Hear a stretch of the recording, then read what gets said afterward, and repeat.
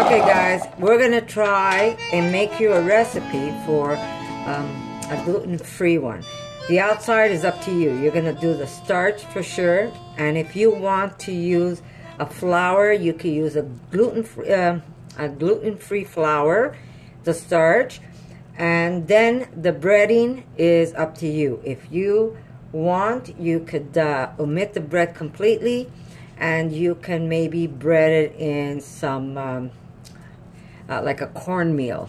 So there's different ways of doing this, but we're gonna do it with the instead of with the seitan, we're gonna do the second batch with chickpeas.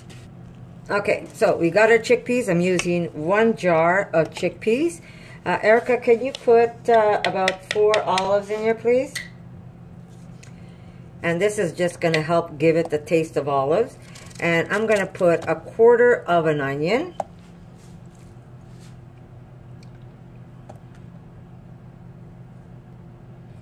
Perfect. Thank you. And if I need more, I'll just use the, if I need more olives, I'm just going to use maybe some of this. There we go. I've got a potato cooking, so I'm going to be adding potato to it. Salt. We're going to add some salt to this. Not too much because the olive will make it salty.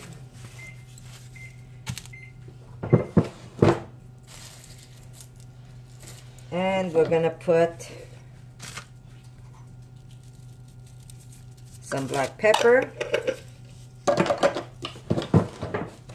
Okay, and we're gonna put just a little pinch or 2 of clove, ground clove. And the whole thing about the stuffed olives is that taste of nutmeg. So we're gonna put 1, 2 big, maybe even 3 big pinches of nutmeg, and then we're going to taste it if we need more.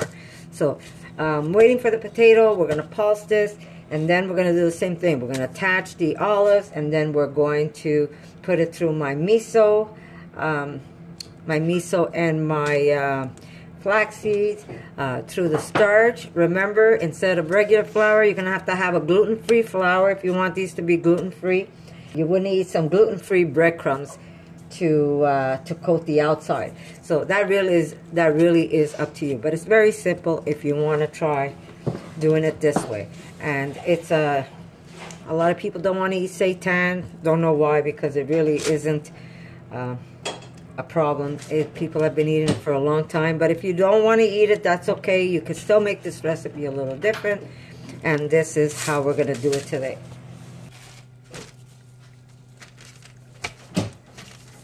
We're going to put some potato. That's going to help also bind it. And I'm only using half of a medium potato for now, and then I'll play it by ear if I have to add something else to it. All right.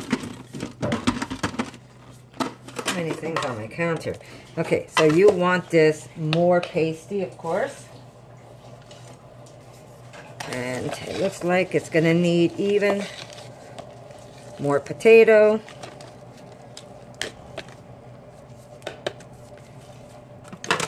So I will use the other half. So we are doing the medium-sized potato. And this potato is hot, hot, hot.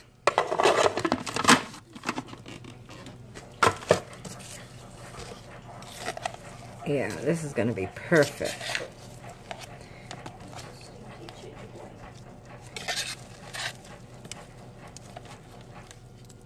Yeah. Okay. So I will add some more nutmeg to this.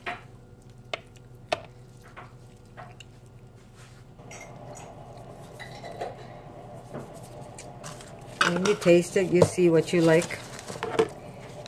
Here we go.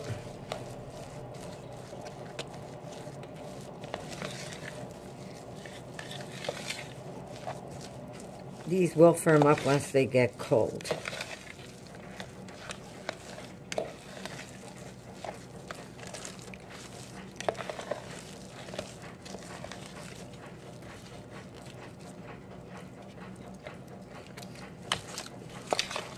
Very, very good, guys.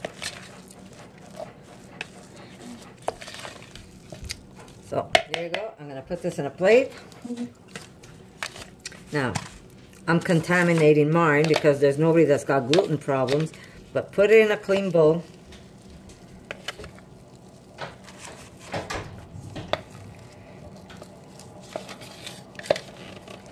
Where are the olives, Erica?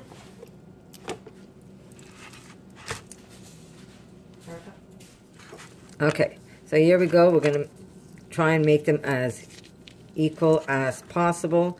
Don't forget, when these get cold, they will be firmer. So we're going to stick the olives to it.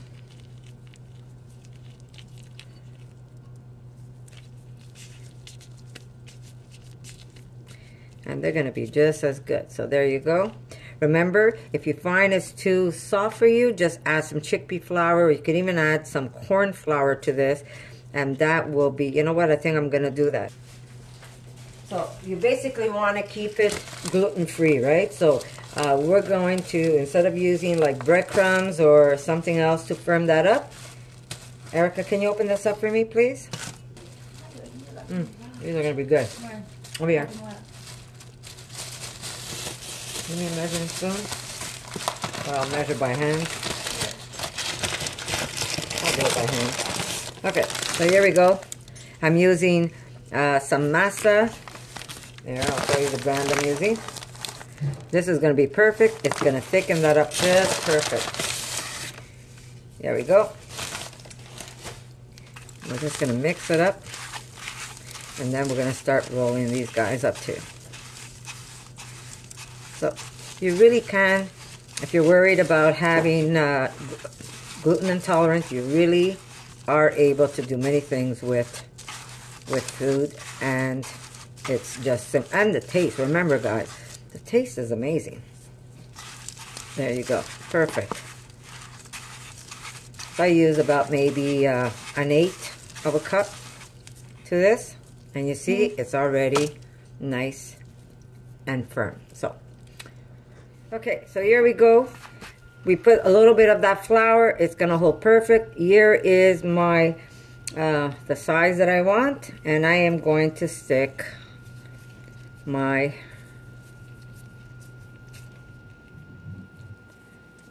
olives to it. Perfect. So you see guys, you can make anything you want gluten-free if you want. You just have to play it smart and decide what can I use to replace the gluten, right? There we go. We're going to make a whole bunch.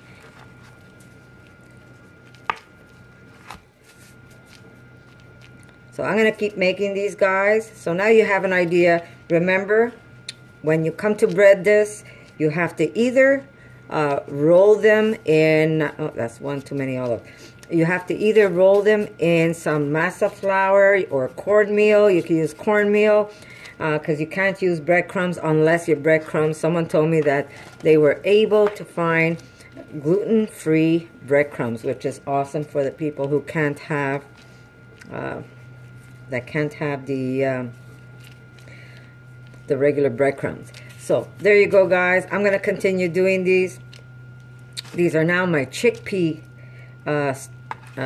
stuffed olives, and these will be completely gluten-free. So there you go guys. Thank you again. I don't know how many times I can stress this. I really appreciate all of you.